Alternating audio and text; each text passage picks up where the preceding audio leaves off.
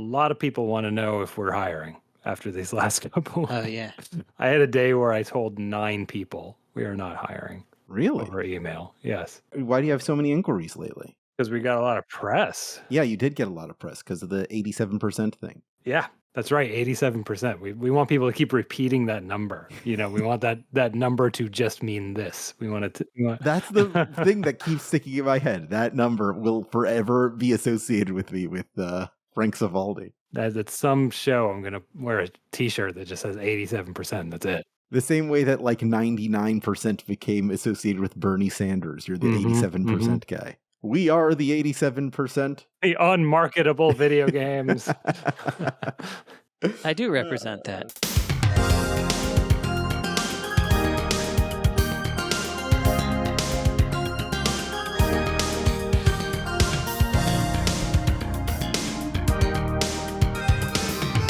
We are the 87%. This is episode 297 of the Insert Credit Show, where I promise you this time, when our panelists talk too long, no matter how mad it makes them, I am going to interrupt them with a horrible buzzer. Very good. I'm Alex Jaffe, and something I won recently is $8 in the Powerball. That happened this morning. Wow. $8. I have to have won something? That's like 1/1000th of the total. Wait, how many people win things recently, Jaffe? I don't know. Are you not a winner? Frank, you probably won an eBay auction, right? Okay, yeah, sure. Let's do that. Okay, eBay.com. My name is Frank Savaldi, and on behalf of my organization that are on the Video Game History Foundation, I buy a lot of magazines on eBay. And I recently won a lot of magazines for I want to make sure I get the full name of this magazine. It is 3 for 3DO enthusiasts. Ooh. With the conclusion of this auction, now have a full run of 3 for 3DO enthusiasts. So I won that. Congratulations. Thank you. I was the only bid. Thank you. So I don't know if that counts. Is that Absolutely it counts. Is that a victory or a purchase? It's an assured victory. I'm Jim Rogers, and something I've won recently. I do all my eBay auctions are buy it now. I always just go straight to the buy it now once. Immediate winner. You just are guaranteed to never lose. So I just win everything. I guess. Well, you know what? You can't buy it now ever is 3 for 3DO enthusiasts. That's right. It's just not a thing. It's pretty rare. I'm not a 3DO enthusiast, but someday, hopefully, I will be. Someday, I hopefully will be. Well, come on down to the Video Game History Foundation, where you can tap into the world of 3DO enthusiasts and see if you might want to become one. Yeah, it's such a shame for the real 3DO enthusiasts out there that someone who doesn't even care about them has the title. As the 3 for 3DO enthusiasts. I was going to say something I've won recently is a private recognition from a person who was one of the voters in the Sight and Sound Best Films of All Time poll, who says they voted for one of my YouTube videos as one of the best films of all time on their list of 10 films. Oh man, that's as close as I'm ever going to get to to mainstream recognition. That feels like winning something. When you get to a point where I am, whatever this point is, I'm at. Winning is kind of a very I've been so not. I wouldn't use the word proud because that would defeat the purpose of the rest of this sentence. I've been so ingrained, so entrenched in the loser's mindset for such a long period of time that I will never appreciate an opportunity to define the word victory in my entire life. It's fine. I don't care. So that's about as close as I can get. Thank you. Welcome to my show. I like it very much. Welcome to my show. Thank you. I'm Brandon Sheffield. I have to go eBay also because I was at a limited run party where I didn't win something. There was like that raffle. Frank, you remember that? Oh yeah, I didn't win that also. Yeah, I didn't win that. But I was 1 digit away. Ah. 1 digit away. So I almost won the OLED Switch. I was 1 digit from the OLED Switch. I've got one of those. I just bought it. Did you win it on eBay? Buy it now? No, I just bought it in a store. I was just like, I want one of those. That's what I said. So an auction I recently won, also no bids other than my own, was a lot of like 12 junk arcade boards from some guy in Italy. And I'm going to have somebody out here try to fix them because there's a lot of weird stuff in there, including some unknown boards from, oh God, what are they called? It's a Korean arcade game company that I can't remember the name of. That when you look them up, there are some known games, and then it's like it is unknown how many games they actually made. Okay. You have someone who's going to look at them? I do. Okay. Yeah. I can get the ROMs off, but I can't do more than that. We're going to try to fix them first, and then if that doesn't work, we'll do ROM time. It's probably one of the known ones, but well, you should do both no matter what. Of course. Yes. So yeah, that's the plan. All right, we're going to go right into our topics here. Our first topic was submitted by last week's guest, Merritt K, our winner of episode 296, who asks, what are some games on Japanese home computers of the 80s and 90s that you want translations for or wish got official releases in the West? I could just play them all. I'm sorry. All right, Tim, go take a lap. We got this. This might interest somebody to hear that it took me until about 4 years ago to realize I can just play any of those games that I ever saw and thought, I would love to play that someday. I can just play them now. Well, maybe you can think outwardly. Like, which of those games would you like to be more accessible? Rusty would be good. Rusty for PC 98. That's it's an action game. So it's easy enough to translate. Is that the one that's like the OK Castlevania with the lady? It's the OK Castlevania / El Viento. Okay, yeah, exactly. Mm-hmm. That's the one. It's the most TurboGrafx game on that computer. So yeah. So that's why I want it. It's also the best Radioheadvania. There's a game called My Eyes for the FM Towns, which is about a woman befriending an orca, which I think is very timely. These days, people are excited about orcas. So I think that would be good. Actually, have it right here. I mean, I think you might have to refresh your Twitter tab, because I think the orca thing was like a month ago. It was a month ago, but right now is a stretchy term. The whole idea of today is that people don't remember stuff for more than a couple of weeks. Well, I guess that game from the 80s is right out then. It missed its 2-week window. Oh, yeah. The way it works is that it's from 2 weeks ago until about, I'd say, 8 to 10 years ago. That's the memory hole. Anything before that is vintage. It's cool. Nice. Anything before that's cool as heck, yeah. Yeah. What else we got? I mean, I'll throw one in while you're thinking. Please. I really like Princess Tomato in the Salad Kingdom for the NES. I think it's genuinely a funny game. And it was originally a much weirder looking type-in computer game that has never been translated. I think I would probably hate playing it because I hate playing type-in stuff. But you would be excited to see it. Yeah, that's cool. Yeah, I would. I would go through. I'd maybe follow a walkthrough or something just to answer all the unanswered questions about where Princess Tomato as a concept came from that are in my head. There's a lot of Windows 95 Dojin games, Windows 95, 98 Dojin games that's not 80s, but I would like a lot of those to be translated, I would say, like Momono Hunter Mai and Glove On Fight, and some other weird games. Get people to play those a little more. Glove On Fight's all right. Queen of Heart 99. Yeah, every time I think of stuff, it has a translation patch already. A bunch of the Konami MSX stuff is actually pretty cool and very well covered by this point. I think it would also be cool to just get the original East games. They've never had a translation of those versions. I mean, I'm sure the text is by and large the same as the ones that have been translated, but it'd be cool to be able to play like all the versions of Ys or Valis or games that had some success later. Actually, there's probably more examples of that kind of thing, and that's what I would lean toward, as opposed to like some obscure thing that was just never commercially successful enough to come back. It's like the original versions of things. This isn't a computer game, but like there's no way to play The Legend of Zelda in English with the original audio that was on the disc. That's just not a state that exists, and that's kind of weird. So I'm sure we can apply that. And Ys, I think, is a really great example. I would imagine, I don't know, but like maybe some of the Xanadu series, like originals aren't translated. Definitely.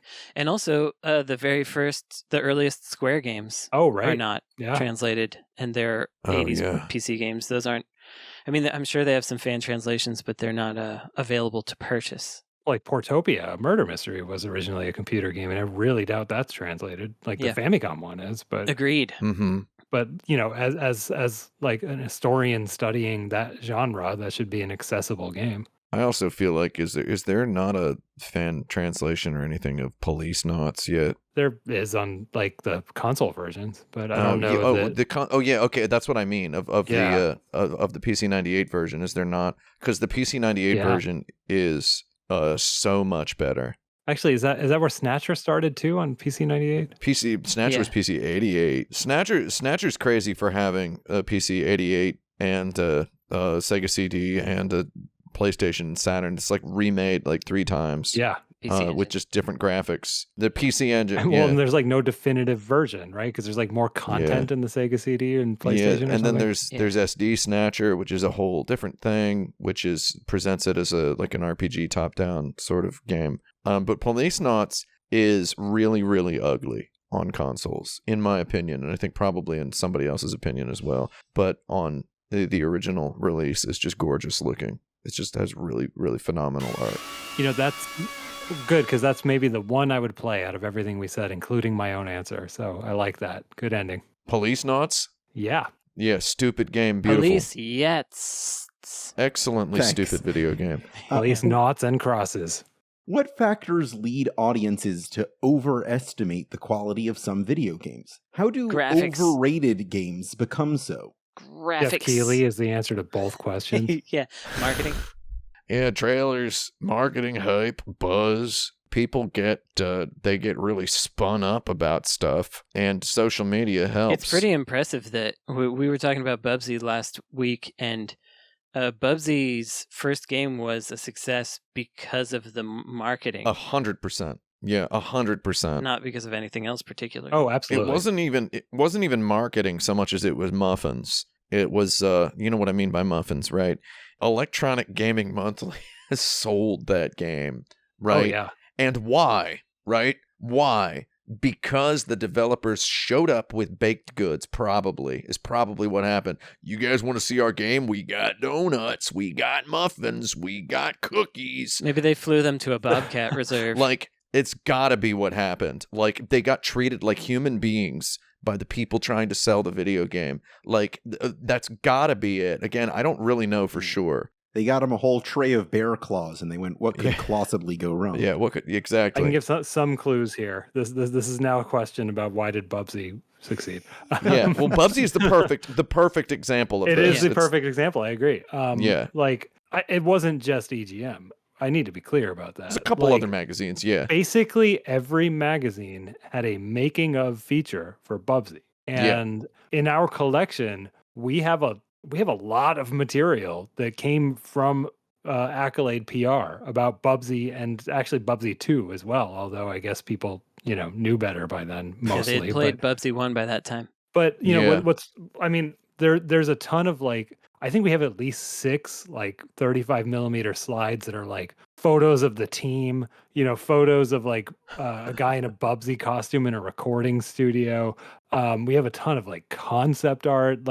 They went really hard on getting all of the magazines hyped for this game, and it worked. I mean, there is a making of feature in EGM and in Game Pro, and I think in Game Players. And I think that game's so interesting because if you look at the reviews, they're all 85% ish, right? They're yeah, good game, but they're really high. They can't describe why. Yeah. They just give it a high score, and then we've all learned to be suspicious when they can't say why they're giving it such a high score. It's because they don't want to talk about why they're not giving it a low score, right? Right.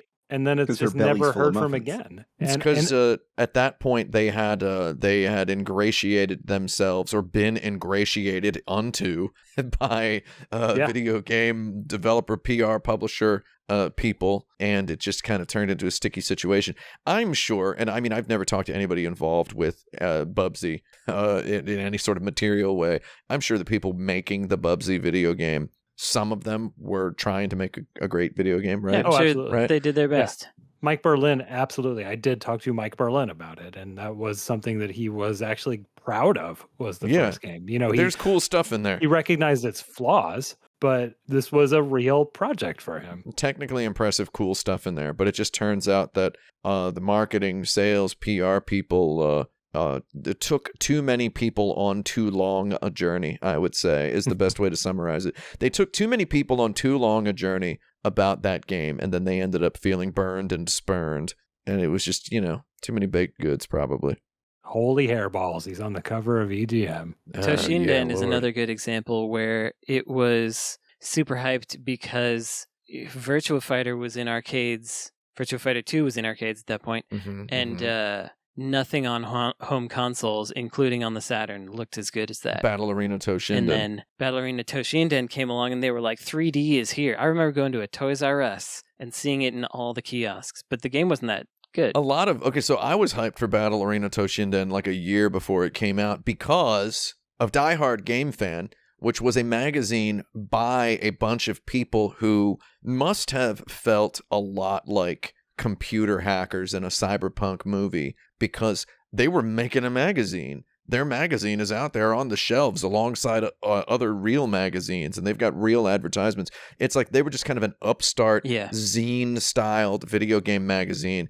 And not only were they out there hacking the magazine rack, they were also hacking UPS or DHL or whatever and getting PlayStations from Japan. They had a guy sending them PlayStations, and then they had the games a year before they came out, and they were just willing, able, and just incentivized by their own froth to hype up some nonsense. And they sure talked up Battle Arena Toshinden really hard as the second coming of god darn Jesus, basically. And it's the Tekken killer. It's the Virtua Fighter killer. Street Fighter sucks. It's all about Toshinden, just kind of contributing to this. So in other words, it's gamers and it's marketers, and it's what happens when you cross the streams of those two things. Yeah, it's like when someone gets to feel a little too special for their own opinion or whatever. Like, I mean, have you seen tweets from people invited to press screenings of movies? Have you ever seen these? Yeah. Whew. I'd like to improvise a little topic based on something Tim just said earlier that I'd like to know more about. I've always been kind of curious about this. The concept of a video game being designed to be the killer of another video game, either in the media or by purpose. Yeah. How did that start? Still waiting for that Halo killer. What was kind of the height of that? Does that still really happen? So you're asking about Bubsy again, basically. Because Bubsy was a Mario and a Sonic killer. Oh, yeah. Bubsy was referred to explicitly in multiple reputable press outlets as a Mario killer or a Sonic killer. Because he had even more attitude, and he said it aloud. Yeah, more attitude, and also the game was going to be the best, right? Yeah. So killing has been a thing. There was a time, for a period of time, when we all know this, when we referred to all first-person games, regardless of their genre inclinations, as Doom clones, right? We referred to games as Doom clones. Yeah, that was what that genre was called. Like, first-person shooters were Doom clones. Well, I'm 10 years younger, so I know first-person shooters as Halo killers. Yeah, I was getting there, Jaffe, but you got there before me. So yeah, it's eventually at some point we stopped talking in terms of Doom clones and started talking in terms of Halo killers, right? Yes, so we had Killzone yes. was a Halo killer. And I have an interesting thought about that, because we were talking about killers of games since I'd say the early 90s. Yeah. Maybe late 80s, but early 90s is for sure. Bubsy was referred to as a Sonic killer. Yeah, but at that time, there was room for several things. But today, when we don't use that word quite as much, but we still use it, but we don't use it quite as much. Now is the time when there's only room for one Fortnite. Yeah, now we say unaliver. Oh, God. Being a Sonic killer wasn't a relevant thing at that time, because you could exist next to Sonic. That was possible. Yeah. You didn't have to supplant Sonic in order to have a successful platformer. But now you would if you wanted to have a Fortnite. Plenty of people were just happy to be there alongside Sonic. They not everyone aspired to kill. Now you would need to kill Fortnite in order to do something successful in that genre. You would need tens of millions of dark, evil money Yeah. And then you would have to go after Fortnite with a big old bib on. Did you hear that GTA 6 is going to cost $2 billion? Yeah, I assume it will have cost $2 billion. I mean, GTA is the ultimate assassination target of video games. I think Yeah. if we look in video game history, Yeah. if we look in video game history, it was, Halo was definitely It was up there. the one people were very intent on killing. PlayStation people especially. They tried to kill Halo for so long that I believe they missed out on the only opportunities for the momentum to kill GTA 3. Yeah. Right? Yeah. Like Jak and Daxter was even a Super Mario killer, aspirer, right? At a time when Super Mario had already kind of disappeared. The Super Mario had more or less disappeared at that point, at the point Jak and Daxter 1 came out, which was shortly before Grand Theft Auto. It was around exactly the same time Grand Theft Auto 3 came out as when Jak and Daxter 1 came out. And Jak and Daxter was an open world platform game, which was the novelty of which was completely lost because you couldn't kill cops, which, fair enough. And then Grand Theft Auto 3 was credited as the first like big, giant, massive open world video game. People let it slip under the radar. And then by the time Vice City was out, San Andreas was out, people started being like, wait, we should try to make some Grand Theft Auto killers. I never thought about how GTA 3 might have influenced the direction of Jak 2, but I can kind of see it. It influenced the direction of a lot of things, I would say. There are some rumblings. Jak 1 does end with a tease of Jak 2. And it did come out around the same time as Grand Theft Auto 3 within weeks, right? So it's but there is a little bit of Jak 2 that does feel like it was influenced a bit by GTA 3, and it would be very hard for them to deny it. Frank, do you think that you could find the first and latest instance of the use of the term like X game killer? Do you think that would be something you could maybe not on the spot? But I mean, do you have the capacity to find the first instance of it? I don't have the time, but Sure. I have the expertise. Sure. Yeah, I think I could find the first like in a video game magazine. Very curious. I've got every video game magazine available on Internet Archive on a server folder over here. I do know that in the rap community, everyone's looking for the new Ghostface killer. Yeah, the problem with that approach, Tim, is that you have to depend on the metadata being put in correctly, which is not. Yeah, well, what I true. do, I just usually open them up and then search in Adobe Premiere or Acrobat or whatever. Right, but if you're looking for oldest and you're searching all at once, you know what I mean? Like you have to be able to sort by blah blah blah. Yeah. I know where I would start. I would start around the Electronic Gaming Monthly issue with Sonic the Hedgehog 1 on the cover and try to see Sonic the Hedgehog referred to as a Mario killer, which I don't think happened. I don't think Sonic was called a Mario killer. I wonder. But I do think if we're going to just talk like loosely ballparky. It doesn't sound that wrong to me somehow. It doesn't. No, it sounds like it might have happened, but who knows? Like ballparky, I would say a diehard game fan seems pretty likely to have for sure really, really used the word killer a lot. I know they did. They called Landstalker a Zelda killer, right? So I think diehard game fan, being that it was staffed by gamers, by hardcore gamers, people who identified as gamers, whereas all the other game magazines were a more particular sort of people who in another life might have been private investigators, were becoming video game journalists in all of these other magazines. I think Game Fan is where to look for the best usages of X killer. All right, this next question is intentionally open-ended. Interpret it as you will. Who makes the best monsters? The best of monsters. Who makes the best monsters? Good question. Evil scientist. No. Cult leader. I feel like cult leader brings forth the eldritchy kind of monsters. So like your Silent Hill monsters and things. Those are cult leader. I think God makes the best monsters, TBH, if you know what I mean. Some of them on nice. Show. Big ups to God. But if you mean in a video game sense, it's tough to say what's best, because I think you could make a solid argument for Enix with those Dragon Quest games. Yeah, Dragon Quest monsters are the best. Those monsters is what I would say. They're really fun, and recognizable and enjoyable. And I mean, I was going to go straight to saying Akira Toriyama's studio for Dragon Quest, Brandon went there first, so it's clearly the correct answer The now. answer is same guy who makes the best vehicles. Yeah, he makes the best. Basically, you want your monsters designed by a guy who has an incredible collection of vintage Italian motorcycles.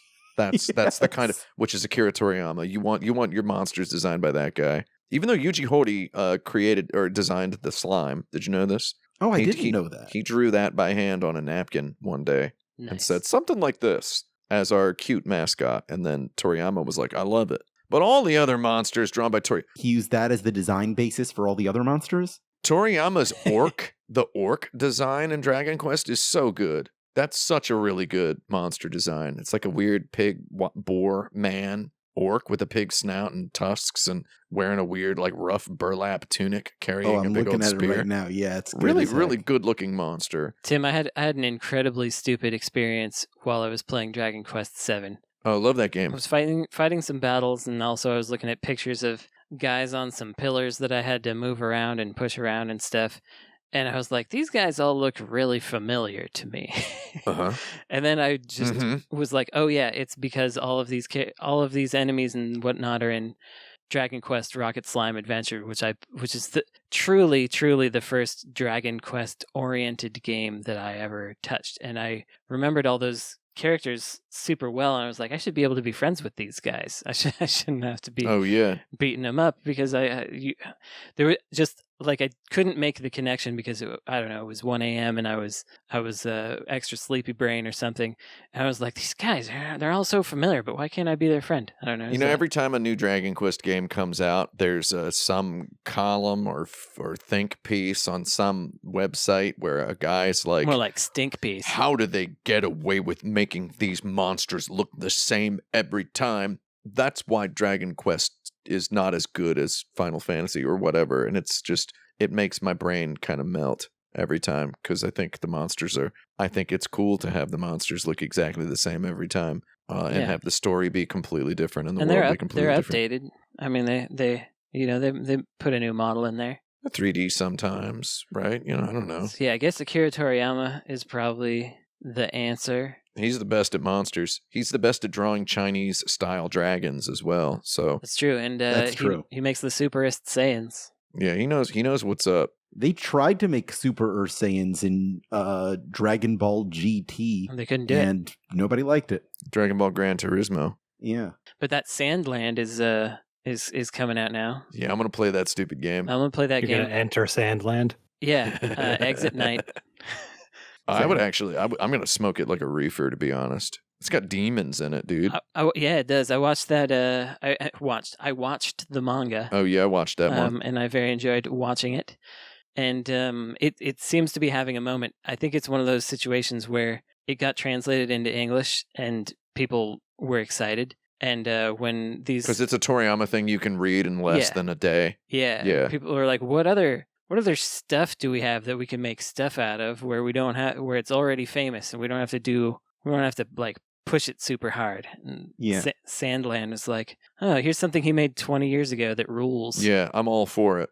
It's cool. Give it to me. I want to go backwards a second because I couldn't help but try to start looking. Earliest Mario killer I've got. Oh, let's hear it. Is a Swedish magazine called Attack. And this is from in English, Mario Killer. Is it a Commodore 64? No, it is a review of Sonic the Hedgehog. Okay. From mid 1991. Says Mario Killer in English and has screenshots of a very unfinished Sonic the Hedgehog. So okay, oh, that's really cool. If they're saying Mario Killer in English, it's because it's an English phrase. It's clearly picked up on from English enthusiasts. Yeah, and before Sonic was finished. Yeah, I would really think that there could be during the NES era, there could have been stuff being referred to as Mario Killer. I bet the first instance is actually a UK games. It's got to be. Yeah, that's I was going to say. It's talking about a ZX Spectrum game being having like a Mario Killer. Yeah, inferiority complex. Well, it doesn't have to be a Mario. Oh, you know what? Classic weak dog behavior. Dizzy being referred to as. Well, I doubt that anything predates this though, because I am searching within a repository that would include every issue of like CVG. I think it's the earliest Oh. Mario killer that is currently text searchable. Is it hyphenated or not? It is. So Okay, what about not in hyphenated? Swedish, it's hyphenated. I don't know. All right, while we're talking about game history, I'd like us to revisit a topic we started to approach. I was going to say which video Yeah. game monster is the best Mario killer? Oh, the Hammer Brother. Is I it would say. Bowsette? Which Dragon Quest monster would be best at killing Mario? What's the most Hammer Brother like Dragon Quest monster? Good question. I would say Metal Slime, because you can't jump on that guy. You can't shoot fire at that guy. Mario's helpless. But he's not gonna. He doesn't kill though. Metal Slime's going to run away. I was gonna say that Gold Man guy, but he's made out of bricks, so he's he's in trouble. Mm-hmm. Sounds like a question for another day. Yeah. So keep that one on the back burner. I sure will. So while we're talking about video game history, I'd like us to revisit a topic we started to approach about 4 episodes ago. And All right. now that we're all back together, I'd like us to circle back to it. I want us to define the actual game console generations. Oh, like the first, second, third generation. Yes. So okay, in quote unquote the real world, like what's the generation right now? What do they call it?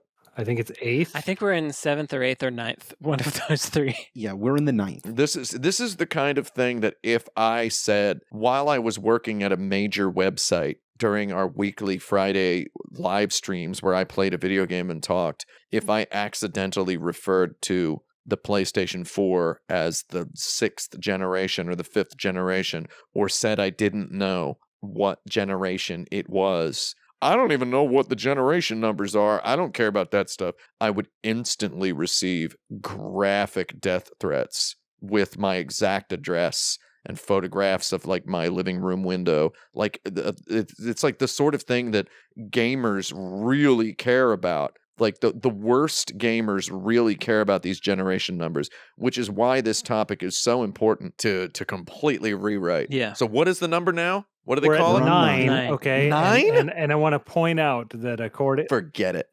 Xbox One was 8th generation. Xbox Series X is 9th generation. No, go to hell. Yeah, that's stupid as heck. That's I'm stupid as gonna heck. do mine right away because I have. Let's thought hear it. about Let's hear this. it. Yeah, yeah.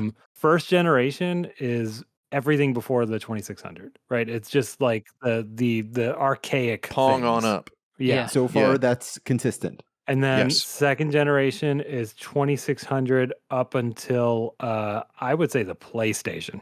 Oh, wow. Yeah. So Interesting. you're condensing second through fourth. So you're into just two. talking about like post transistor games and pre 3D. Yeah, polygon and optical media being the norm. Yeah. Like I I don't would- care who did it first. Yeah. You know what I mean? Like I care about when it became the norm. So I'm gonna go PlayStation forward is what is that? Third The generation? PlayStation would be the start of generation 3. The Xbox 360 is the start of generation 4. I call it with digital Digital distribution. Yeah. being the Mm. norm, and we are still in that generation. Okay, Yeah. so we have 4 generations as opposed to the frankly ridiculous 9. Yeah, that is my call. I like that. I feel like I would break it down a little more, but I also feel like the way that I would break it down would be kind of nitpicky. Pick away. No, I mean, within this scheme that Frank is talking about, I think that makes sense. Like the 16-bit stuff does feel like there's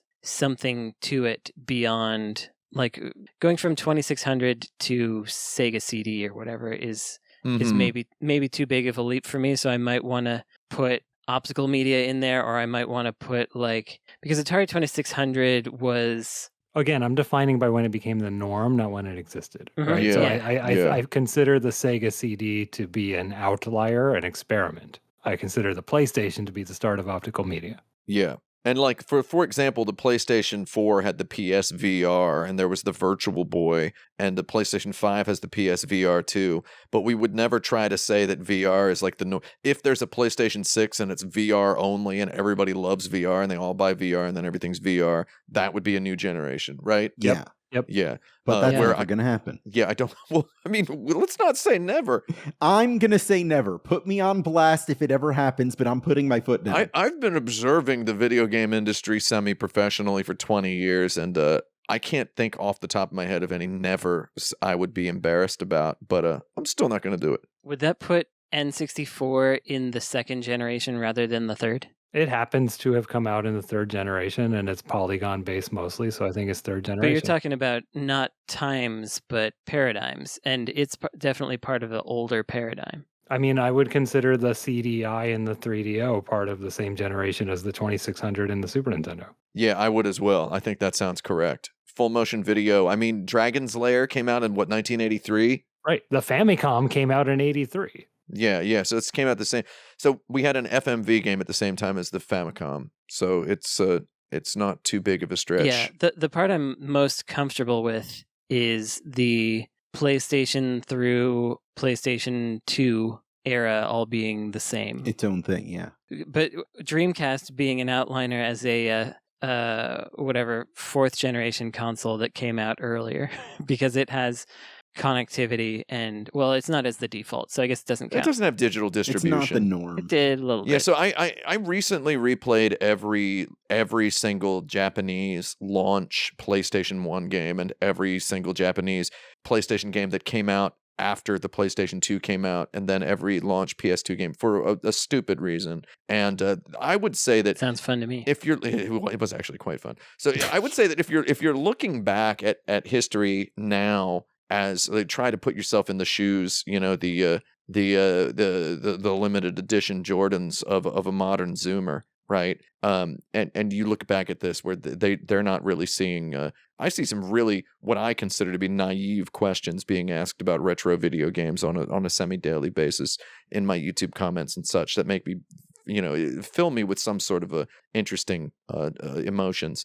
But it's I think the younger people would agree with Frank's taxonomy here, because to them the differences between the PlayStation 1 and the PlayStation 2 are, I mean, as we can see in any bad troll comments beneath an Xbox tweet from a kid with a Kratos avatar. They don't understand the difference. Oh, this looks like a PS1 game or whatever of some Xbox 3. They don't know what the difference between a PS1 and a PS2 game is, like, most of the time. And having recently delved into all of those, there really isn't. There's more similarities than differences, I would say, between PS2 and PS1. Sorry, I've identified my issue a little more clearly. I think like that with the 2600 especially being essentially a Pong machine that could be hacked to do different stuff.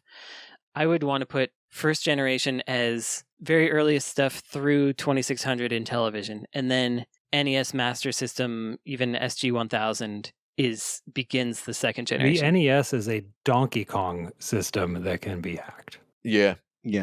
Like stock NES is just that stuff. But and it required like adding new things to cartridges to the card, like scrolling required some stuff. Scrolling no, that's backward. not true. Scrolling's built in. Scrolling backward required, right? Yeah. No, you could scroll forward and backwards like Devil World does both. But isn't Devil World like tricky about it? I don't know. I'm not an expert in the microchips. Kung Fu goes forward and backwards. Well, so I feel like anything that is like that should be part of the first generation rather than the second generation, because the second generation to me is where you could like straight up make a video game without thinking about how to fool the hardware. So I'm only on board if we're just saying what I call the first generation doesn't even count as a generation. It's like prehistory. It's zero. I am not okay with Pong and 2600 being the same generation, because that is just a box that plays a game. It's basically like it's a toy. A board game that goes on your TV is what those earliest things were. And then the 2600 was like, this is a game system. This is a system where you buy software that you bring home and install, right? Like that is a very distinct thing. Yeah. Mm-hmm. Yeah, it's just hard for me to put 2600 and like the Genesis in the same. It's the same stuff. It's like offline, cartridge based. You know what I mean? Like there's not a big difference other than like computing power. I guess perhaps from the consumer perspective, it isn't that different, and maybe that's the key. Is from a way of making video games, it's inherently different, I think, because you're still in like assembly. I mean, is it really that different? Oh, I don't know. Maybe I'll. It really is just a more powerful Atari. I'll have to come back to you on this and think about it. But it can be, I'll go along with you for now, and then if I can find a good reason to. Now, the flaw in my version of this is that I'm going completely on technology. You could make the argument for splitting generations on game design philosophy as well. Yeah. Or aesthetics, But I think it's technology. Yeah. like where games having like for example, I recently experienced a person being really confused and surprised that Final Fantasy, I'm not naming names here, but I saw a person who was really, really shocked, like really surprised that Final Fantasy VI for the Super Nintendo did not have voice acting. Okay, Interesting. That's the level we're at with younger people's understanding of video game history, right?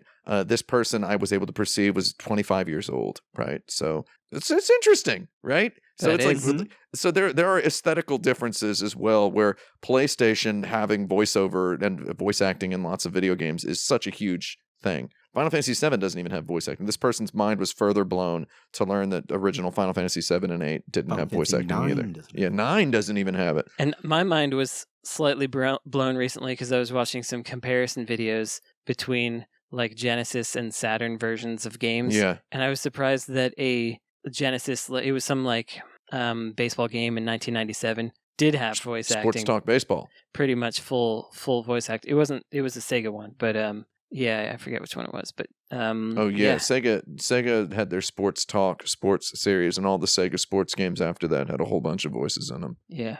Mm-hmm. Interesting. Mm-hmm. Anyway, we're taking a break. Is that what we're doing? Yeah, I think we should take a break.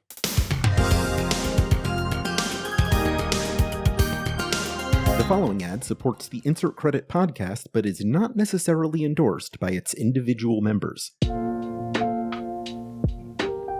This is the Insert Credit Quick Break. I'm Alex Jaffe, and this week Insert Credit is sponsored by The Free Cheese. The Free Cheese is a weekly video game podcast about video games, brought to you once a week by thefreecheese.com. After a decade as a traditional video game podcast, The Free Cheese redefined its format to focus on a single game per week, ranking each one on a growing list. Now with nearly 70 games on the list, you can hear deep dives into games like Billy Hatcher and the Giant Egg, Downwell, and Quake. Find out if your favorite game is better or worse than Devil's Crush. With a game selection spanning the course of video game history, there's an episode for everyone at The Free Cheese. Listen today on Apple Podcasts and YouTube, or find them on their website, thefreecheese.com, where they publish written reviews and scores for each game. If you'd like to partner your product or service with the Insert Credit Show, or even sponsor us with a personal message, it's easy and affordable to make that happen. Just reach out to our sales team standing by at show@insertcredit.com.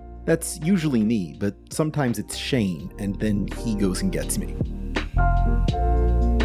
Welcome back to the Insert Credit Show. It's time for us to go to the dirt bag. This is the point in every episode where I take a question submitted to us by one of our kind patrons at patreon.com/insertcredit, where you listening right now could throw us a few bucks to get the chance to send us some questions, get Bucks, monthly please. bonus episodes. Monthly bonus episodes. Yeah, maybe you'll get to hear the extended TV talk we had during the break, and some other cool stuff. Maybe Brandon will tell you more about how he falls asleep.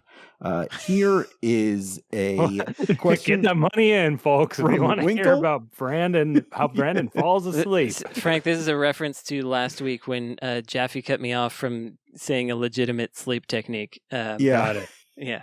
I wanted to save it for the patrons. It was too good for the podcast. That's right. Yeah, this week's question comes from Winckle, who asks, what's the best two-button sequence in video games? 2-button sequence. Oh, run and jump. Run and Yeah, jump. it's run and jump. Holding the B button to run in Mario and tapping A to jump. Yeah. I think probably jump and shoot is up there for me. Your Mega Mans and whatnot, jump and shoot. It's a pretty Yeah. good one. Mm-hmm. I mean, it's those two. I mean, what more does this dirtbag want from us? That's it. We I got mean, it. pressing down on the D-pad and the jump button to slide is pretty good.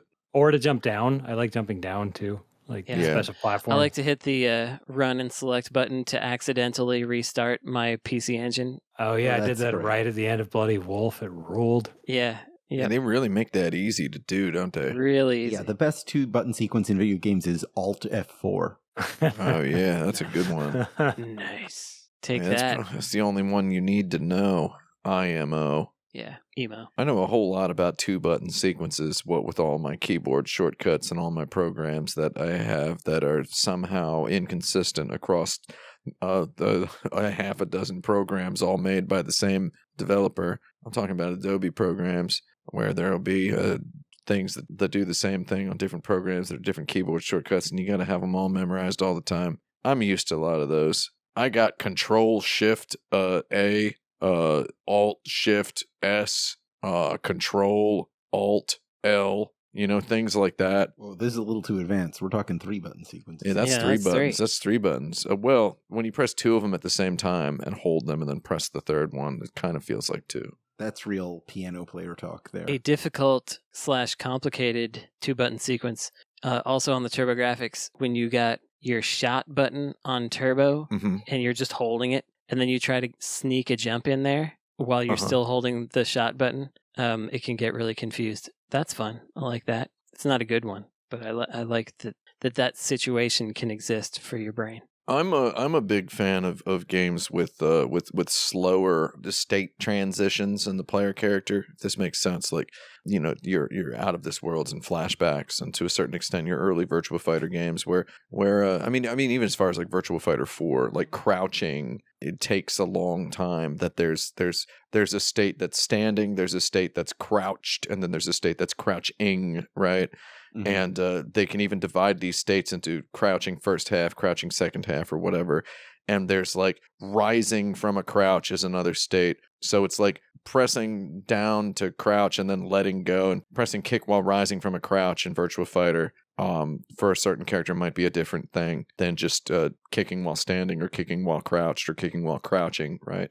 So it's like anytime a game has an ing state during which you press a button to do something special, I start rubbing my hands together and licking my lips, basically. Do you count maybe my favorite part of Mortal Kombat, which is duck, and then when you hit the punch button, there's just a 0 frame transition into a full standing uppercut? I guess that's kind of the opposite thing, but that's really good. That's the opposite thing, but maybe that's the best, dude. It might be the best. Man, Yeah. so Mortal Kombat back and kick to do a sweep, and then down and punch to do the uppercut. Those might be the 2 most satisfying 2-button sequences. Oh, wow. I mean, that uppercut's so good. It's like Uppercut is good. faster than possible, and, Yeah. and like there's an immediate like scream. And you hear the other guy go, "Oh!" like that. Yeah, and your sprite like jiggles when you do it. Yeah. You go, boom. Yeah, they're jiggling up in the air. So the back and low kick to sweep is real good because the person goes, "Oh!" And then when they get uppercutted, they go, "Oh!" like that, right? So you get the, "Oh! Oh!" right? Like, I mean, that's 2-button sequences, but they're both very good. I thought the uppercut resulted in like a oh. There's a couple different yells people Okay. can make. There's very few of them actually, but there's a couple. I've got most of them on my soundboard. That's not set up right now. I got most of them on there. I'm a big fan of good screams, good exclamations in video games. Mortal Kombat's got a couple tasty ones. Not the toasty one. I don't like that one. That one's Yeah, we horrible. said tasty ones, not toasty ones. Yeah, there's a couple tasty ones. The toasty one can go straight to heck. Yeah, this is a toasty free podcast. We hate the toasty here. We like our bread regular. So when somebody asks about button sequences, I do really like the ones that involve a state transition because, you're supposed to be watching for something, it being a video game, right? So had an infuriating conversation with an individual somewhat recently about Ninja Warriors where they're like, "I think that game sucks." And it turns out they'd only ever played the PC engine in Ninja Warriors. This wasn't me, by the way. It wasn't. Just to say, it wasn't me. It sounds Yeah. typical, but it's not this time. Yeah. Right. I think Mortal Kombat is a great answer to this question. That's the uppercut. Uppercut. Yeah, splorf. Oh. Let's say Mortal Kombat 2, I think. I think it's a All good right. one. Here's there a we go. question I last Game asked Gear. on episode 31 in 2013. I That was want a to see while if you ago. have different answers now. All right, let's take a look. What do you think is the most difficult game to QA test? Well, I guess realistically, games that are in a bunch of languages and have a bunch of very specific states that they can get into and out of and are on all platforms. I disagree with the languages thing only because it is something that can be completely documented and tested against. You know what I mean? Like, Yeah, well, I'm adding all these things together. I'm trying to put in as many variables as possible. you're combining. I'm combining. You're megazording the problem. Yeah, here. it has to have all of these problems concurrently. Got Can it. you think of a game that meets those standards? Can you? Something like Fortnite. Something like Fortnite Fortnite, rules. everyone. Something like Fortnite, which, as we've discussed earlier, that you'd have to kill it if you wanted to subsume it. So I'm gonna go something physics heavy, especially if it's open worldy. Like I think a Rockstar game is probably a nightmare to QA, and it's you know oh you man, probably have people like assigned to like blocks in the world, as opposed. I don't know. I just remember beating Grand Theft Auto 4 and like going to the bathroom when they got to QA and coming back and they were on like the letter C. Yeah. In alphabetical order. You told that same story last time, Frank, but about the game Assassin's Creed. No, I did not, because I've never played Assassin's Creed. All right, well, maybe I misheard you 10 years ago. Could have been Tim. Could have been Tim. I think there's probably a larger full-time QA staff still working daily on Grand Theft Auto 5. Yeah, it's been updated so much across the last 10 years. But what about those open world branching RPGs like your Skyrims and your whatnots? I feel like those. Okay, so first of all, you just tipped your goddarn hand. It sounds like you never played a goddarn Skyrim. I played a Skyrim. Those games ain't got no QA, They have Jerry. it. They made of nothing. They're cotton candy. I was trying to figure out where you were going with that, and that's not what I thought. Hey, Yeah. they're the most difficult games to QA test, which is why they don't bother. They QA the heck out of those games. They just don't succeed all the way. I'm joking with you. Those games suck. I think obviously the correct answer here, like the objectively correct answer, no joke, is Cyberpunk 2077 because of, again, how famously they failed to release a working video game despite incredible amounts of crunch, etc., etc. And also, I played the heck out of that game. People keep asking me if I'm going to play the DLC, and the answer is a dub-a-doy. Of course, I put so much time into playing the pre-DLC. Why wouldn't I? Right? Like, there would be something genuinely irreparably wrong with me if I didn't play the DLC. Welcome back to sunk cost fallacy. Right? Like, let's do it. Right? So That's my favorite one. Of course, I'm gonna play the DLC, but I've played that game very recently, and they sure did fix so much of that game. And it makes me think if they're good enough to fix this much of this game in this period of time, their QA team must also be really good and hardworking to have fixed as much of it as they did prior to the release. To release it in the state they did, it's incredible that the game exists. It's incredible that any game exists at all at that size, and even smaller.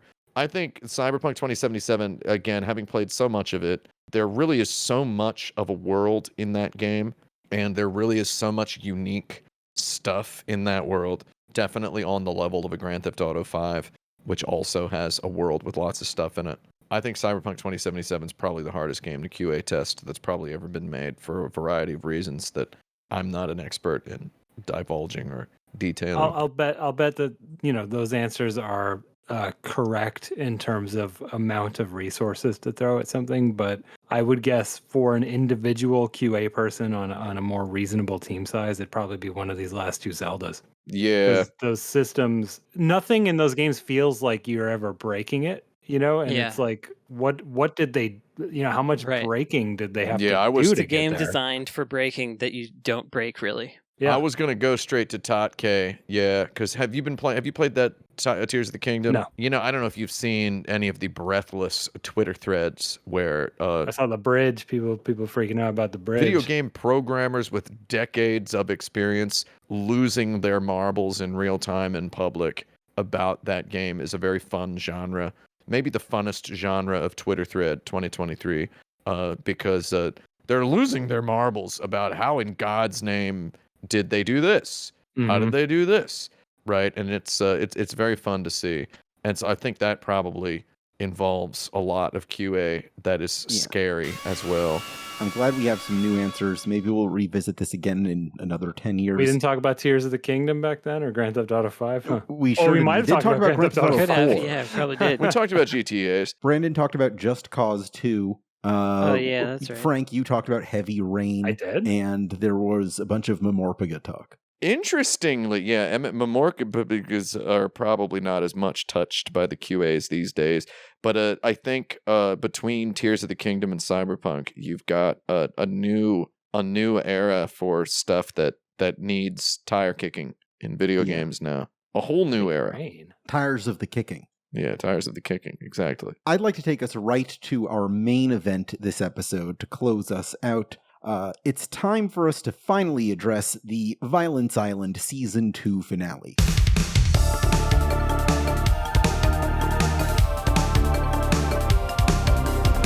Okay. Man, okay. We're going to take the winners from the last 8 editions of this segment where we took video game characters submitted to us by our listeners and made them fight each other until we had winners. And now those winners are going to fight each other to determine who the winner of the whole season is. Last season, the winner was Kratos from God of War. Kratos. Let's see who joins him in the ranks. Our first match is Gex, What? Nope. who somehow eked it through, versus Captain Marvel from the Marvel vs. Capcom game. I forget why Gex was alive still. It was a weak bracket. Okay. I don't like Is that it. really the only reason? I don't think I was. Was that last week? No, that was a long time ago. I think it was the first Ash Parish episode. I don't remember this. I need to know why Gex won like ever. I'm just going to say definitively, I want to say this out loud, and I want to say this very clearly. Read my lips. Gex just isn't funny. It's not funny to talk about Gex. What? It's just not. He's not funny. He's not interesting. The games aren't funny. The games aren't interesting. In summary, Gex is no goddarn Bubsy. If it were Bubsy, Bubsy would be winning. However, Gex, kick him to the curb. Laughing at Gex, saying, Gex, is a thing for lowbrow gamers, and I don't approve of it. Highbrow gamers go straight to Bubsy. Yes, they do call Bubsy the thinking man's Gex. I'm drawing a line in the sand. Bubsy is the thinking man's Gex. And Gex would lose any fight against anyone in the world, including up to and including Bubsy. Does anyone want to defend Gex here? I want Gex. Who's Gex's opponent again? Gex's opponent is Captain Captain Marvel? Marvel, as Yeah. featured Oh. in the Marvel vs. Capcom Yeah, games. I remember being annoyed that Captain Marvel was in this because Yeah, that me is too. a comic character, not a Me video too. game Yeah. character. Yeah. Okay, well let's Captain- just turn everything on its head and just kill Captain Marvel right now by Gex. Great. Captain Marvel is also famously disliked by Marvel Cinematic Universe fans who don't like that Captain Marvel is so strong that there has to be this elaborate explanation for why Captain Marvel didn't help out in such and such moment of the Marvel Cinematic Universe. God. Why wasn't she there? Even thinking about that is exhausting to me. It is. I don't know what happens if there's a direct jump on the head of Captain Marvel, right? Like if you try in the game, you'll just slide off of her head. So we've never no seen way. confirmed impact. So Gex's main attack is jumping on the head. So we kind of have an unknown factor. It might be her weakness. I thought Gex's main attack is tail time. He's got tail time, yeah. Oh, yeah, it's a tail. It's a tail. He hits him with a tail, I think. Well, he does both. Oh, okay. No, he doesn't. No, it's just tail. You're right. Yeah, it's just tail. She can defend against tail. I'm really trying to get rid of her, but I think it's her. I don't think in this round. We can get her killed later. Who cares? Okay, Just we'll as kill long her as later. Gex, as long as we eliminate the threat of Gex. Is Shadow the Hedgehog in this one? No, No. Shadow was in season 1. That's right. Oh, Lamau. All right, Gex is gone. Good. All right, our next match is Augustus Coltrane Cole, Love him. star of Gears of War, versus the all-star team-up of Jean from God Hand and Kazuma Kiryu. Oh, yeah. Coltrane's got a gun, and Coltrane is probably like 12 feet tall. He's a huge dude. Look at Yeah. all that juice, et cetera, et But cetera. God Hand has a God Hand. Yeah. And Kiryu is unstoppable. He can't be killed. Yeah. You can't kill him. You can shoot him a bunch of times. More like Kazuma kill you, yeah. right? Yeah. It's a great joke. Kazuma kill you. Great joke. I believe both of them can break through his gun and armor with their fists. But probably. You got two of them. One could go like behind and do that funny thing where you crawl on the ground and the other one like pushes him and then he'll like fall over. And yeah, and here's the other thing. Coltrane, I think, would get along with both of them. Yeah. And so I Sure. don't think they would kill Yeah. him, I think they would be able to defeat him, and then they would see eye to eye after that. And Do then you think he joins their I think party? he joins I the think it would party. be a Knuckles and Shadow situation. Yeah. Nobody stays angry at these Yeah. guys. So this is now a 3-man team. Yeah, Apparently, yeah. Yeah. I love this. yeah. Yeah. I mean, I do think that having a guy with a gun that has a chainsaw bayonet on it as part of their team. I'm picturing them running around like Sonic heroes. Yeah, it would help. I mean, like Cole is like an ex-football player, right? So Yeah. he kind of can pal around with Kiryu, who clearly hits the gym, right? Mm-hmm, mm-hmm. You and know, Mr. Godhand, who has one football pauldron, doesn't he? Or did I make he's that up? he's got Because I'm got thinking some, about Fist of the North Star. he's got a little Fist of the North Starism going on Okay. in his character design. Yeah, they'd all definitely be hanging out. I love this. I Friendship think they'd smoke. forward. I think they'd smoke weed. To be honest. Yeah. I think absolutely. Kiryu is awarded the official victory, but he's got Gene and Coltrane behind him. Kiryu would be thrown in jail for life for possession No, of I marijuana. think Kiryu would politely refrain from smoking weed, but support the other two and hang out with them. Sure. He would say "cold water" like that Yeah. to the weed. Or you would smoke it and there would just be like nothing would happen to him at all, no matter how. Yeah. Who knows? Yeah, that is. He does seem to get away with a lot of stuff. Our next match is Lucky and Wild versus Satan, like from the Bible. Satan from the Bible versus Lucky and W. Where, I forget, where did we get Satan from the Bible from? Also God Hand. Also got hand, right? Okay. Yeah. We're lucky and wild.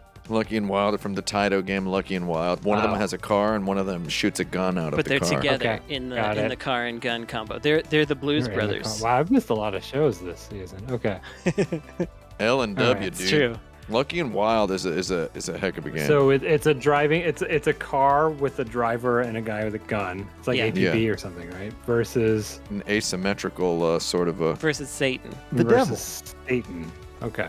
yeah. I don't think you can defeat Satan with a gun. No, I think that I don't think Satan so wins. I think Satan Yeah, wins Satan this has one. dominion over guns, I think. Yeah, Satan.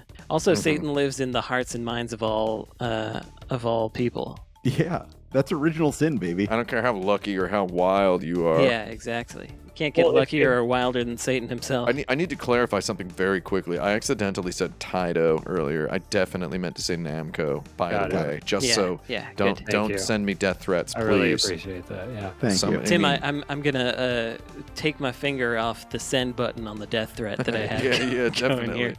Definitely. So here's the thing. Satan's the great tempter, right? And Mhm. and I feel like Wild is very susceptible to temptation. So Mhm. like Wild's gone.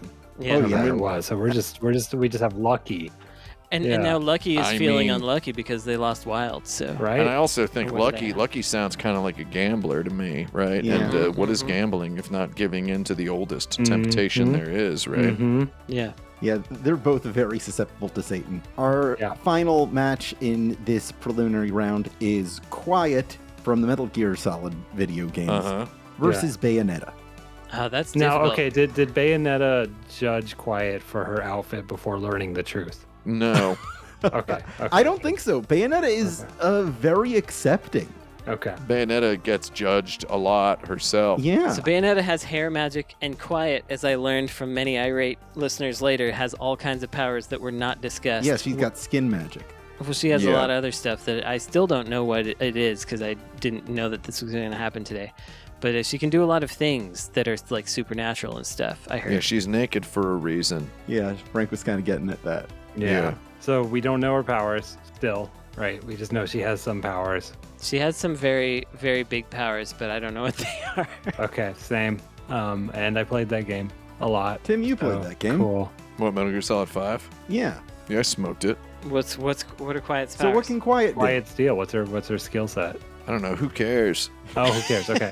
Sorry, I was checking. I was checking my email because I figured this one was a shoe-in for Bayonetta. I just figured Bayonetta was going to win. Okay, according to hero.fandom.com, she's got superhuman strength, Mm-hmm. which could easily throw a man several feet away with a shove. She's got superhuman agility, Yeah. where she can perform acrobatic maneuvers with superhuman speed. Okay. Superhuman endurance can survive Mm-hmm. a several foot drop onto Mother Base without a slight hint of discomfort. I mean, it's clearly Bayonetta.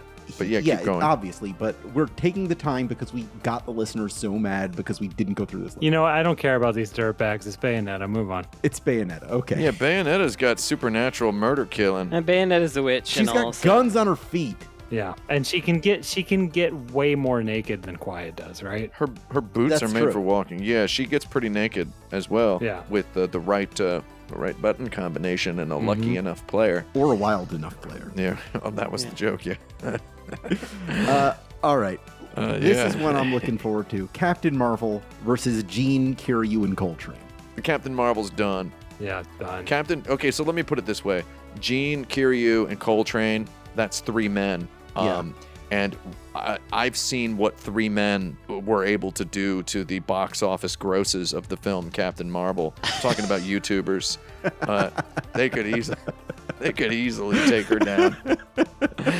There's just whole YouTube accounts dedicated to taking down Captain Marvel, and it seems to have worked. Because we saw that trailer for that new Captain Marvel movie the other day, didn't we, Jeffy? Oh, we sure did. While we were Marvels. watching Mission Impossible: The Marvels. God, and, what a good movie, Mission Impossible. And we're just normal people, right? We're not psychos with YouTube channels hating on Marvel movies, and even we were hating on it. Yeah, it's right? like, I don't know if I could do the movie club for this one. Yeah. Jaffe turned we have the club called the Front Row Boys. Me, Alex, Jaffe, our buddy Drew, and Corey Schmitz. We're the Front Row Boys. We sit in the front row at the Dolby Cinema. Won't tell you which one where, because then you show up and unofficial club members start we get stragglers and hagglers and whatnot. Don't want that. But yeah, we're like basically any movie. We're just sitting there saying any movie. That's a Front Row Boys movie. That's the joke. Trailer comes up, we say Front Row Boys, right? Yeah. Any trailer comes up. But the Marvels trailer comes up, and Jaffe goes, I don't know if I can Front Row Boys for this one. And I'm like, yeah. Yeah, I think I'm checking out of that one, too. All right. I will say I have an article open from Looper.com, weaknesses you didn't realize Captain Marvel had. Oh, let's hear it. Her daredevil nature, Box office, is that one of them? a brain lesion affected by her powers, Oh. an authoritative nature, and this is the one I think is going to get her. Let's do it. History of problem drinking. Whoa. well, there you wow, have it. okay. You know what's not on that list is Rogue. Yeah. Rogue's not on. Rogue Rogue touches or should takes be on that powers list. and her memories and stuff. Come Oh on. no, it is like number 10 on this list is a vulnerability to power absorbers, but I didn't want to Okay. go that far. Kiryu challenges her to a drinking contest. Well, no, all that has to be happened is Coltrane says, look at all that juice. Yeah. And she looks at it and goes, ooh. And it's a big lake of liquor. I don't know. There's a lake of liquor. Is there a liquor lake on Violence Island? I'm gonna say yes. There's a liquor lake on Violence Island. This is new canon. Yeah, liquor lake. And Okay, she they, goes, they "Ooh." either do that or they bully her until And she whilst- leaves, right? Yeah, they They bully wouldn't her. do that. I don't think they would bully her. I think Yeah. I think it turns into a drinking contest and they beat Yeah. her. Yeah. Yeah, All I think right. Kiryu could drink anybody under the table. Oh wait, I just wanted to say that while Captain Marvel is dying, Jean from God Hand says, "I love it," like that. All right. Here's an interesting theological question. Can Satan defeat Bayonetta? No, Ooh. I think this is the one where Bayonetta's it's her greatest opponent yet. Well, so Yeah. here's something that's interesting to me. Jean from God Hand does defeat Satan in the video game. That's true. Sure, Yeah. correct. And so if Jean can defeat Satan, can Bayonetta? If Satan can beat Bayonetta, then Jean automatically wins. Oh, you can't think ahead like that. Okay. It doesn't matter. You Alright. just have to take what's in front of you. Okay. Right. Much like Captain Marvel, you got to drink the bottle in front of you. Mhm. So here's a question: where do Bayonetta's powers come from?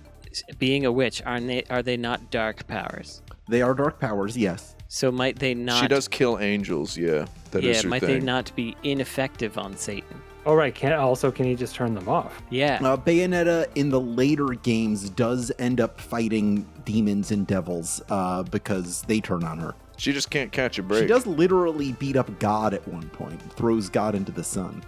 God sucks. Seen a lot of media where you got someone whose powers are based on darkness. Like for example, what was I watching? Slayers. Oh, love Slayers. Slayers anime, and people drawing on dark powers, like the Dark Lord would be like, LOL, that's what my powers are. You can't, I could just gesture and those powers are no more.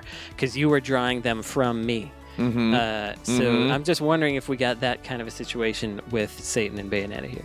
I'd say he'd smoke her like a pack of cools. She'd be done. Yeah? I think Satan might be able to just Satan say, might do it. say, sorry, Jerry, to her. Oh, man. I can see the logic, yeah. I think if it were an entity of Satan's power that wasn't connected to Bayonetta's power, I think she could do it. But it's that, it's the fact that she draws her strength from Satan. Yeah, that's all it is. That's all it is, yeah. Yeah, he'd put her in the ground. Yeah, he can just shut that spigot right off, like a landlord turning off your electricity. Yeah, he would just say, goodbye, He turns Jerry. off the electricity spigot. Squeak! I mean, she still has guns, but so did Lucky and Wild. Yeah. Yeah. If only Captain Marvel and Bayonetta would have been able to meet, they would have become friends. Yeah. Satan's an angel. They don't have a gender. Maybe we'll get a as far drink as I know. after this. I mean, I actually think she became friends with the trio of boys. They just aren't hanging out right now. Yeah. All right. Our final match is Gene, Kiryu, and Coltrane versus Satan. Satan's done. Satan's that's it. done. Oh, yeah. Satan is cooked here. Gene has already beaten Satan by himself. And now he's got the power of friendship. Now he has the power of friendship. That's Satan's greatest weakness. Absolutely. A trinity, no less. Coltrane takes care of a lot of the minions, like the locust-style minions that are coming up from the hordes in the ground. I mean, what do you call them? The locust holes, whatever. So wait, which one of them is the Father? Which one's the Son? Which one's the Holy Spirit? The father is Kiryu, of course. Kiryu's the Father, I would say, yeah. And then Gene is the Son. Gene is the Son. Coltrane's the Holy Spirit. Yeah, because he can speak in tongues of fire, which is shooting. That's why they call him the Soul shooting Train. all the bullets. Yeah. Coltrane, the Soul Train. Yeah, we got it. Yeah, we I got think it. that- Congratulations to the big three. They move on to our Valhalla, our champions of Violence Island. 2 for 2 on like combined combatants making it all the way through. Yeah, because Kratos enlisted the Rabbids. That's right. Yeah, Kratos had infinite rabbits. Yeah. Right. Stupid Kratos. That seems to be the key to victory here at Violence Island, to team Try up. to make a friend. Yeah. Yeah. Yeah. To form alliances. That's how it always, like Hunter x Hunter, Yu Yu Hakusho. I mean, there's an established trend of this. You got to be real scared of Sora from Kingdom Hearts getting into a situation where he can make a friend. It's true. Because his friends are his power, Yeah. right? It's true. And guys tapped into Disney. Who wins, now. Sora or Goku? Both of their friends are their power. Yeah, but I mean, Sora by extension has all of Star Wars and all of Marvel. So, But Goku has the whole world. Yeah, but Goku's He's got the whole Goku. world doing the spirit, helping him with the spirit bomb. as depicted in the media property Dragon Ball, whereas Sora can possibly become friends with Captain Marvel. Yeah, multiverse. Yeah. It's Okay. just unknown how far Well, Sora can reach. hopefully we won't have to do that. Well, we'll see, because before we close out, I want us to play a sort of dangerous game. Here's what we're going to do. We are going to put Violence Island on hiatus, but the three of you are going to determine how long. Each of you is going to private message me a length of time, and I will take the average of those lengths of time, and that is when Violence Island will return. Okay. So it's up to you. And I will not reveal that information to the audience. They'll just have to know when it happens. In the meantime, if you have anything you'd like to recommend to our listeners for them to enjoy between this episode and the next, now's the time for you to do that. I recommend. I recommend you. I'm gonna cut out actually, if that's all right. That's all right. Do you want me to do my sign up? Who are you? I'm Frank Cifaldi. There you go. Thank you. Okay, bye. Frank recommends going home early. It's a good recommendation. Kicking off. Well, we lost Frank, but I just wanted to say, I don't know exactly how to phrase this, but I wanted to say thanks to everybody for listening to this show and continuing to keep us relevant. Because I was just thinking about how I started this website age 19, and Tim joined pretty soon after, Frank joined pretty soon after that. And, it's taken different forms and stuff, but to be able to do one thing for this long with a similar group of people, it's pretty neat. And if people weren't listening to it, by God, we would not be doing it. There's I really appreciate it. Keeps growing. We got like 15,000 people listening every month now, or every week is what I mean, not month. Every week, every episode. So I just want to say thanks, people, for listening. And another little thing is if you're a thing haver like myself, if you got a lot of things in your home and you like to purchase additional things, consider using your house like a Blockbuster or your home family video store. If you keep acquiring things like movies or CDs or physical media, whatever kind of things, listen to them, watch them. If they don't actually turn out to appeal to you, put them back into the ecosystem. Like I buy these VHS tapes I got over here for like $2, and then I watch them, and if they're no good for me, then I send them back to the store where I got them from. I get 25 cents on the $2 that I spent, but that's essentially like if I rented it. Mhm. And so just think about your media selection like it was a rental service, and then it makes it easier to let go of stuff if that's a thing that anybody has a problem with. The end. Oh, also, actually, it's probably too late now, but the Hypergun Sport physical edition, speaking of which, just ending right now, or maybe it already just ended. And if it did just end, I don't know, buy a digital copy. We need money. Sincerely, Brandon Sheffield. Tim? I don't necessarily have any recommendations. No. That's fine. I've got some recommendations. Well, first I have some people to thank, like Brandon. I would specifically like to thank members of our community, Angus MB, FCat Forever, and Hoppit New for leaving us reviews of our podcast this week. It really helps us when you do that, and we appreciate it. I would like to recommend that you support us on Patreon/InsertCredit, where you could become a patron to submit your own questions, listen to monthly bonus episodes, and more exclusive content. If you'd like to sponsor our show with an advertisement or personal message, it's easy and affordable to do that. You can contact us at show@insertcredit.com. You could also join our community at forums.insertcredit.com or find videos of these episodes on youtube.com/insertcreditshow. Listen to Frank's podcast, The Video Game History Hour, for more of Frank. He does some cool stuff there.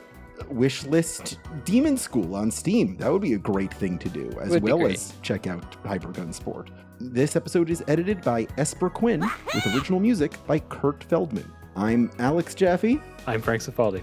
I'm Tim Rogers. I'm Brandon Sheffield. And this is the Giant Bomb Killer.